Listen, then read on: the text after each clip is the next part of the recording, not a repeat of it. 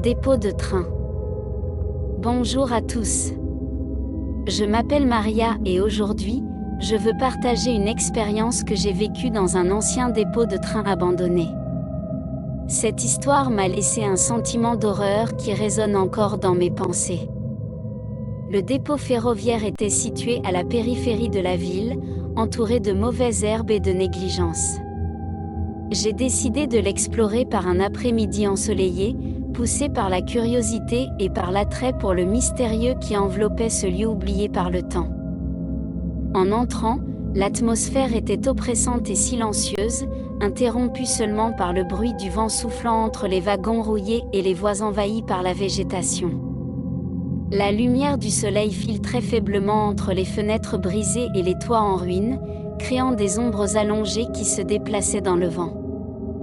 Je marchais parmi les vieilles voitures, émerveillé par la majesté décadente des machines en fer qui rugissaient autrefois vivantes. Cependant, au fur et à mesure que je m'enfonçais dans le réservoir, un sentiment de malaise a commencé à grandir en moi. C'était comme si les mêmes entraîneurs et les ombres entre eux détenaient de sombres secrets qui étaient sur le point d'être révélés. C'est alors que j'ai remarqué quelque chose d'étrange. Au bout du char, il y avait un wagon isolé du reste, entouré d'une aura de désolation et d'abandon encore plus prononcée que les autres. J'ai décidé de m'approcher, sentant mon cœur battre dans ma poitrine.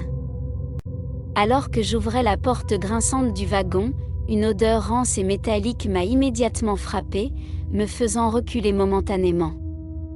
L'obscurité à l'intérieur du wagon était épaisse, comme si la lumière du soleil n'avait jamais atteint ce coin oublié. Mes pas résonnèrent sur le parquet pourri alors que je me déplaçais prudemment.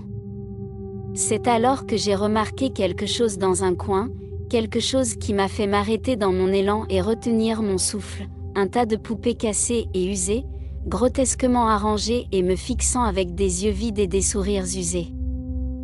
Le frisson parcourut ma colonne vertébrale alors que je reculais lentement, sentant la peur m'envelopper comme une couverture froide et lourde.